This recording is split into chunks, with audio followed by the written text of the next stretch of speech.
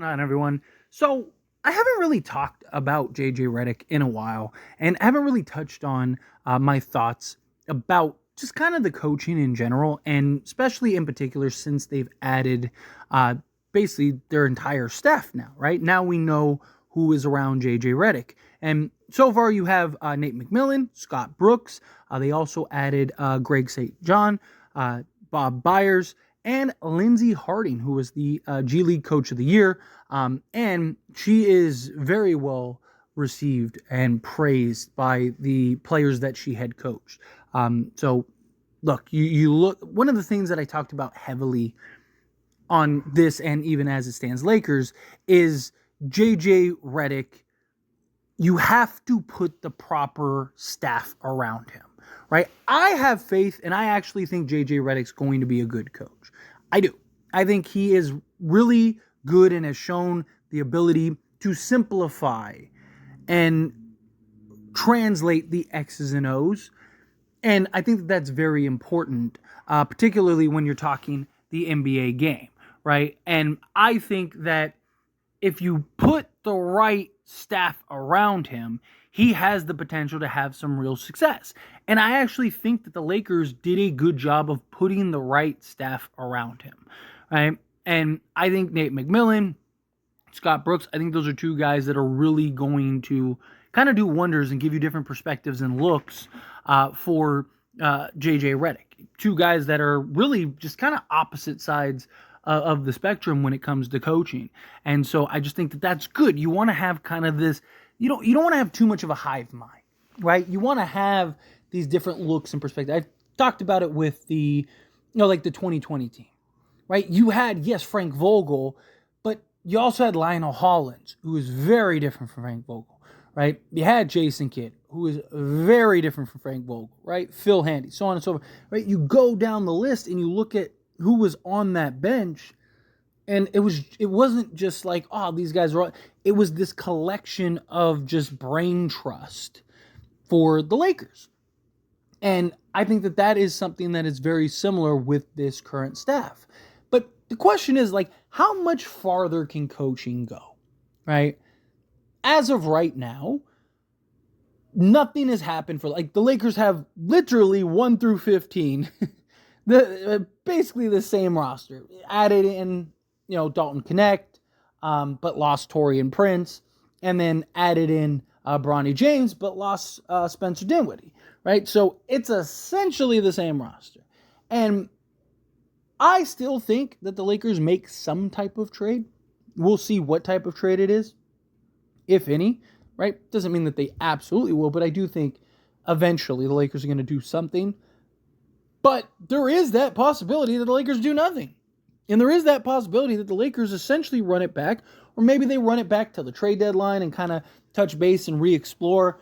You had Brian Windhorst earlier today, which it's Brian Windhorst. I've always said, even things that benefit the Lakers, even things that don't benefit the Lakers, I've said it in all of them.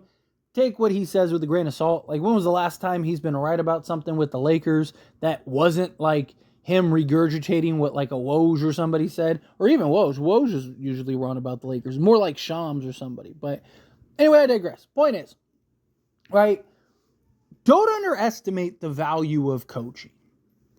Now, look, I have said repeatedly that coaching isn't the be-all, end-all.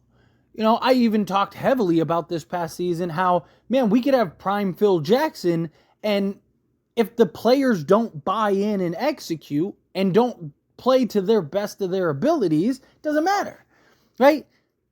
But in the same breath, you also need a good coach, right? In times, see, the thing is, people in general, not everybody, but people in general, like to just point to a singular problem.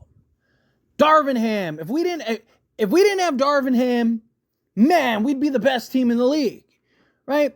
But ignore everything else.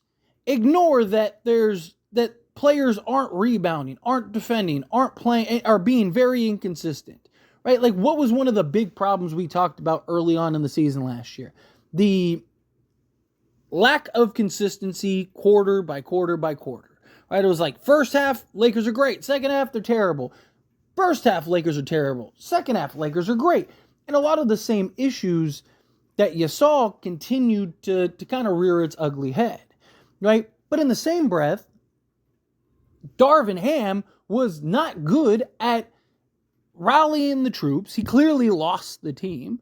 But even early on, the lack of adjustments, there were times and moments and things in general, and even early on, like when he was experimenting with different lineups and stuff, I defended him, right? Because it was like, hey, we're like 15 games in, guys are injured, let him kind of tweak with stuff.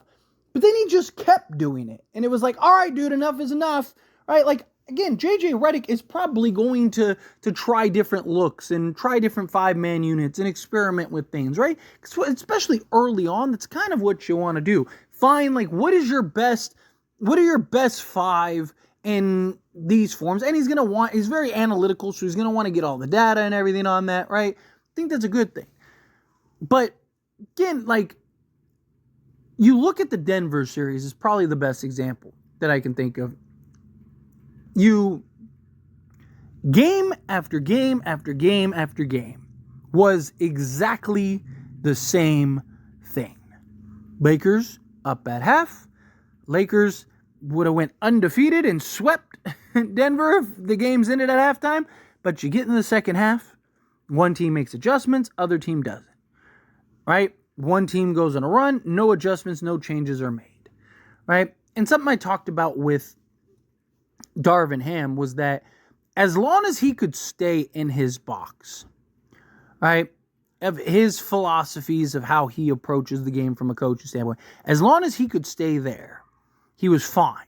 And he looked good at times. He looked very good. I mean, the previous, playoff run, before he ran into Denver, I mean, Darvin Ham was out coaching the Memphis Grizzlies coach, I'm blanking on his name, and Steve Kerr, right? Like, he looked very good.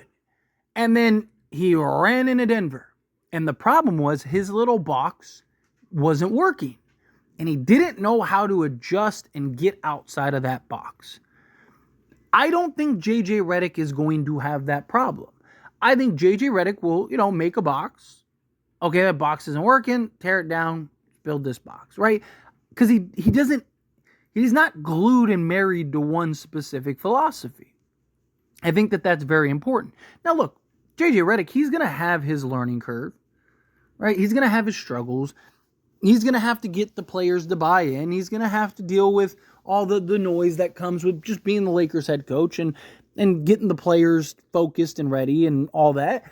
But I do think that JJ Redick can do the job, and I think he's going to be able to do it great, right? Now, again, when it comes to JJ and the player, like JJ said himself, right? Like, we were excellent when we ran sets, but as soon as we got into, like, no real actions and it's just, like, guys standing around, because that happened a lot, right? I was incredibly fun all season long. I was making videos left and right and live streams, all that stuff. What did I keep saying? Man, the way that Darvin Ham is utilizing, like, Rui Hachimura, Cam Reddish, Torian Prince, and playing him heavy minutes, the lack of utilization of Christian Wood, right? Like, and then we get Spencer Dinwiddie, and it was like, it was just, guys are slotted out of position. It was a mess. And do you look at this roster and go, man, this is a bona fide contender, best roster in the league, top 5 in the league? No. But I wouldn't be shocked if they're top 4 to 5 in the West. I mean, look, this is a team that this time last year, everybody was like, uh-oh, the Lakers might be a problem, right? They kept the core that went to the conference finals, added some nice new pieces, and it was like, oh, another year of chemistry. Like, even Laker haters were like, the Lakers are probably going to be pretty good this year. And the Lakers were looking like that was going to be the trend until after they won the in-season tournament. And then Darvin Ham decided to just start benching guys and playing Prince 40 minutes. It just became a mess, became a disaster. And we lost 10 of 13 games. And people act like we won 37 games. We won 47. right? And we were only like a game out of like fifth or whatever, or 2 games out of fifth, whatever it was. Like, JJ Redick will make us better. JJ Redick by himself is going to make us better, right? And that's not counting in, guys healthier, another season of just chemistry and built, right? Like, can guys slotted in proper positions, actual sets, offensively, defensively, whatnot. I actually like the Lakers coaching staff better than Darvin Ham's coaching staff. Yes, teams have gotten better, but how much better? Right? Like, how much better is Sacramento with DeMar DeRozan? I think there's an argument to be made that they're worse. Like, the offense wasn't their problem.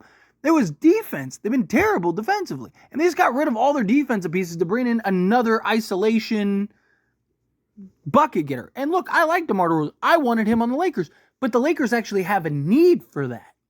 Sacramento has De'Aaron Fox and Malik Monk. I don't know how that works. Klay Thompson going to Dallas. Dallas was just in the finals. How much better is Dallas with Klay? Like, does Dallas win the championship with Klay Thompson? No. Right? And the offense that Dallas runs makes 0 sense for Klay Thompson. Now, even with both of these teams, I do think that, adjustments will probably be made. You never know, right? Right tweak here, right tweak there, boom. Right now, all of a sudden, it works. I'm not trying to rule it out, but I'm saying, like, you look at that and you go, like, how much better are those two teams? Now, even OKC, right? OKC definitely got better. I love the acquisition of Hartenstein and Alex Caruso, but all of OKC's problems against the Lakers are still there, right? And so, again, like, how much better? Denver got worse. Clippers got worse, right? Memphis is going to be better, but how much better, right? Like, and I think that the Lakers, you're looking at a team that, if it wasn't for Darvin Ham, like, almost blatantly sabotaging the Lakers for a 13-game stretch, they're probably a top 4, maybe 5 seed, right? Like, so to think that the Lakers aren't at worst that, like, do the Lakers need a trade? Absolutely, right? Are the Lakers do you look at the Lakers and go, man, that's a top contender? No. But you get the right matchups, you get in the right, you get the kind of the dominoes find the right way, health, better coaching. Don't be shocked. You're shocked the Lakers are still hoisting the Larry O'Brien. But anyway, as always, this is a discussion. Pass the question on to you. Let me know your thoughts and opinions down in the comments below. What do you think? How do you feel? What are your thoughts? Do you like the coach staff? Do you not like the coach staff? Do you like Bob Myers? I was going to say. Do you like JJ Redick and Bob Myers? Again, how do you feel? Whatever your thoughts are. Love to hear it. Let me know down in the comments below. That being said, if you haven't liked this video, hit that like button. Helps me a lot. It's me enjoy these types of videos, and I truly appreciate it. Not subscribe to the channel, hit that subscribe button. Turn the bell notifications. Appreciate y'all. See you in the next one. Thank you.